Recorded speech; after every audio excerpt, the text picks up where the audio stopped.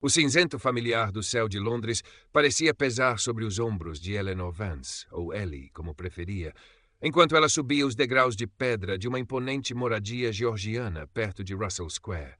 A placa de latão polido ao lado da porta de um azul profundo anunciava The Hearthstone Foundation. O coração de Ellie batia uma melodia sincopada de nervosismo e excitação. Aos 23 anos, recém-formada em gestão cultural por uma universidade no norte de Inglaterra, este estágio era mais do que uma oportunidade.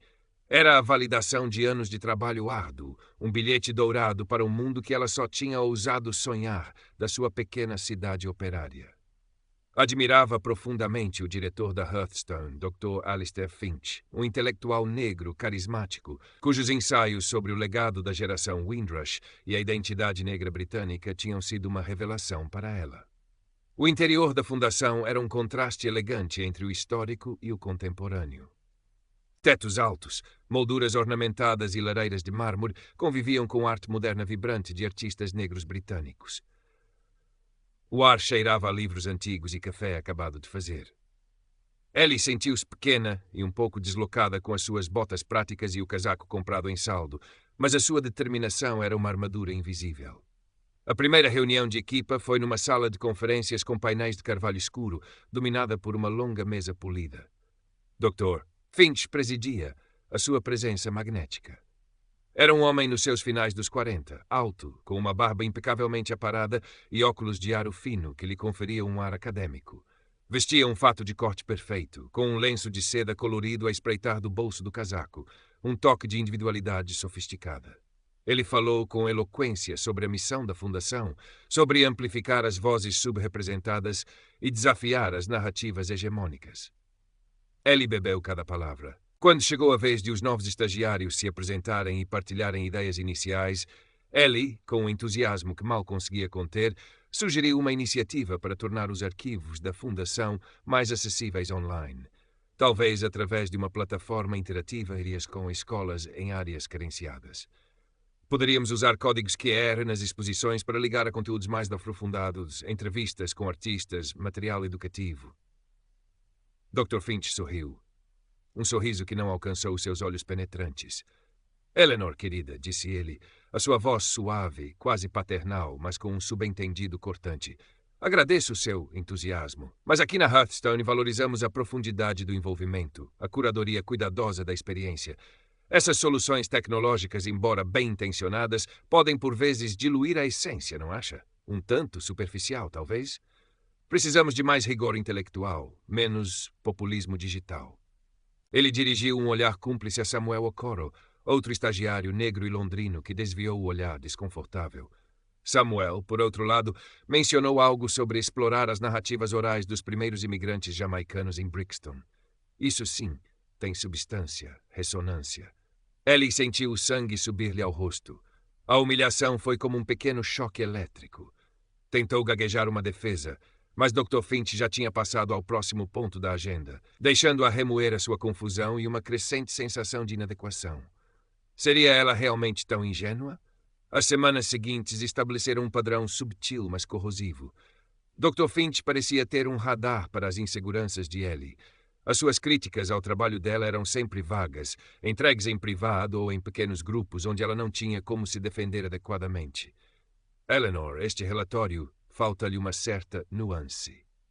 Precisa de refletir mais sobre as complexidades do discurso pós-colonial, dizia ele, devolvendo-lhe um documento que ela passara noites a aperfeiçoar. Outras vezes, atribuía-lhe tarefas claramente abaixo das suas capacidades. Organizar o arquivo de recortes de jornais, fazer café para reuniões importantes das quais ela era excluída, alternadas com projetos complexos, sem qualquer orientação ou recursos, apenas para depois criticar os resultados.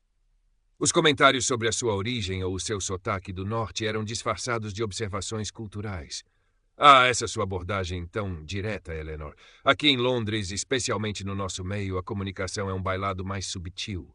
Ou, quando ela usava uma expressão mais informal, encantadoramente pitoresco. Cada palavra era uma alfinetada, minando a sua confiança. Ellie começou a duvidar de si mesma. Talvez não tivesse o que era preciso para aquele mundo.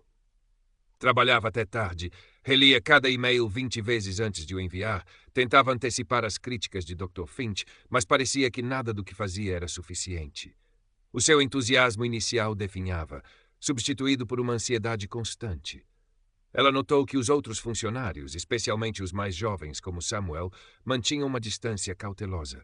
Havia uma cordialidade superficial, mas ninguém se arriscava a contrariar Dr. Finch. O medo era um subtexto palpável na atmosfera elegante da fundação. A única pessoa que parecia genuinamente calorosa era a Sir Abigail Adewale, ou Abi, como pedia para ser chamada. Uma mulher nigeriana na casa dos 50, com um sorriso que iluminava o rosto e um olhar perspicaz, Abi era a recepcionista e administradora, o coração discreto da fundação. Um dia, encontrou Ellie na pequena copa, os olhos vermelhos de lágrimas contidas, a mexer distraidamente numa chávena de chá frio. Abi pousou uma mão gentil no ombro de Ellie. Há pessoas, minha querida, que quando sobem muito alto, esquecem-se de como é estar cá embaixo. Ou pior, gostam de lembrar aos outros que estão por baixo. Ofereceu a Ellie um biscoito de gengibre. Não deixe que o brilho dele ofusque a sua luz. As palavras de Abi foram um pequeno bálsamo. Ellie começou a procurar a sua companhia, e Abi, com a sua sabedoria tranquila, oferecia conforto e, mais importante, validação. Já vi muitos como ele passarem por aqui, com discursos bonitos e corações feios, disse Abi um dia, enquanto regava as plantas da recepção. Guarde tudo, Ellie. E-mails, notas, datas. Tudo. Um projeto particularmente significativo para Ellie era uma proposta para uma série de workshops de escrita criativa destinados a jovens de comunidades marginalizadas em Londres, inspirada pela sua própria experiência de como a arte podia ser uma tábua de salvação. Dedicou semanas ao plano, pesquisando, contactando potenciais Adopte Finch com um fio de esperança. Ele ouviu-a com uma atenção que pareceu promissora.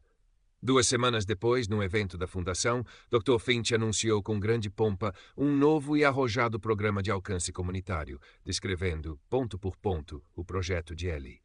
No final, mencionou-a de passagem. E agradeço à nossa estagiária Eleanor pelas suas contribuições iniciais para a pesquisa. O roubo descarado da sua ideia, a forma como fora reduzida a uma nota de rodapé, foi um golpe profundo. Sentiu-se invisível, usada. A raiva começou a borbulhar sob a camada de medo e insegurança. Lembrou-se do conselho de Abi.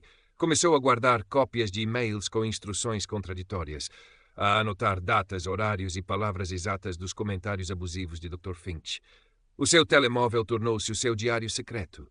O ponto de ruptura chegou durante uma visita de importantes financiadores da Fundação. Ellie tinha sido encarregada de preparar uma apresentação multimédia. Na noite anterior, Dr. Finch enviara-lhe um e-mail tardio com uma série de alterações complexas e de última hora. Ellie trabalhou até de madrugada para as implementar. Durante a apresentação, um pequeno problema técnico, um vídeo que demorou a carregar, interrompeu o fluxo. Dr. Finch, com um ar de profunda decepção, virou-se para os financiadores e disse com um suspiro teatral: Peço imensa desculpa. Parece que a nossa equipa de apoio técnico mais jovem ainda tem algumas curvas de aprendizagem pela frente. Depois olhou diretamente para Ellie, que estava pálida no fundo da sala. Eleanor, querida, talvez da próxima vez devêssemos verificar tudo com mais rigor, sim? A humilhação pública, a injustiça flagrante de ser culpada por um erro que ele próprio provocara, foi devastadora. Naquele não conseguiu dormir. As palavras de Abi ecoavam na sua mente. O medo ainda estava lá, mas agora misturava-se com uma fúria fria e uma nova determinação. Ela não podia continuar assim. Procurou Samuel na esperança de encontrar um aliado. Encontrou-o na pequena biblioteca da Fundação, a fingir que lia. Com a voz trêmula, Ellie contou-lhe o que se passava, o padrão de abuso, a humilhação constante. Samuel ouviu, o rosto tenso. Ellie, eu acredito em ti, disse ele em voz baixa. Ele pode ser difícil. Já tive os meus problemas com ele. Fui elogiado em público e depois desfeito em privado por coisas pequenas. Mas ele é poderoso. Tem contactos em todo o lado. Denunciá-lo seria a tua palavra contra a dele. E ele é o Dr. Alistair Finch. O medo nos olhos de Samuel era palpável. Mas, acrescentou ele, depois de uma pausa, o Conselho Deliberativo tem alguns membros que são mais independentes. A professora Adebayo, por exemplo. Ela é conhecida por ser justa. Com o nome da professora Adebayo como um farol e o apoio moral inabalável de Abi, que ajudou a redigir uma carta clara e concisa, detalhando os incidentes e anexando as provas que conseguira reunir. E-mails com timestamps, notas de reuniões, até uma gravação discreta de um dos seus feedbacks particularmente cruéis. Ellie deu o passo mais assustador da sua vida. Enviou a denúncia formal para o Conselho Deliberativo da The Hearthstone Foundation. O silêncio que se seguiu foi ensurdecedor. Durante dias, Ellie foi trabalhar com um nó no estômago, esperando a qualquer momento ser chamada, despedida, humilhada ainda mais. Dr. Finch continuava sua rotina, talvez um pouco mais distante, o seu sorriso um pouco mais forçado. Então, uma semana depois, Ellie foi convocada para uma reunião com 2 membros do conselho, incluindo a professora Adebayo, uma mulher imponente de origem ganesa, com um olhar que não perdia nada. A reunião foi tensa, mas respeitosa. Ellie apresentou o seu caso com uma calma que a surpreendeu, a sua voz ganhando firmeza à medida que relatava os factos. As provas foram examinadas em silêncio.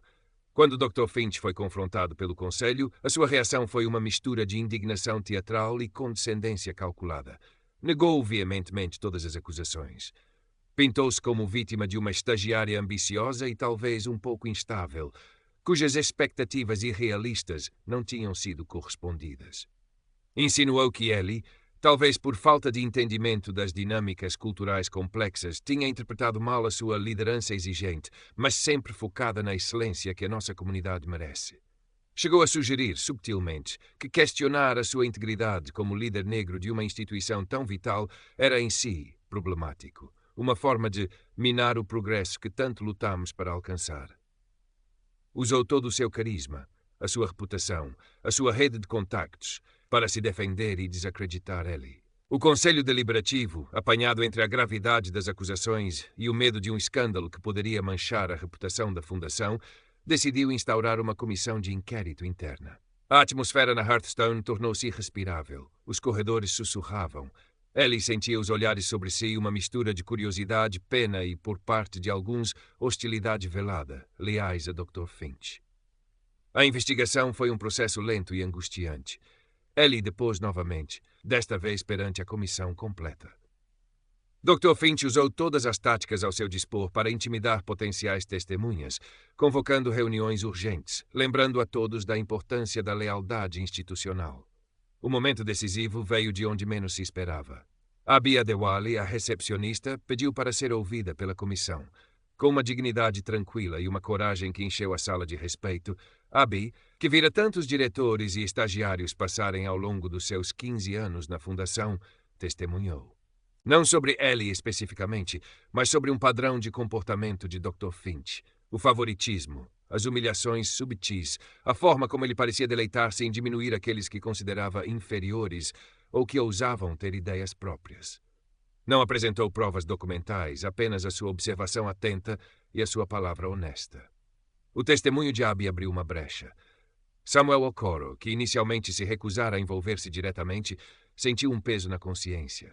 Inspirado pela coragem de Ellie e de Abby, e talvez percebendo que o silêncio também era uma forma de cumplicidade, Samuel contactou a comissão anonimamente, fornecendo um depoimento escrito que corroborava vários dos incidentes relatados por Ellie e detalhava as suas próprias experiências de manipulação e intimidação por parte de Dr. Finch.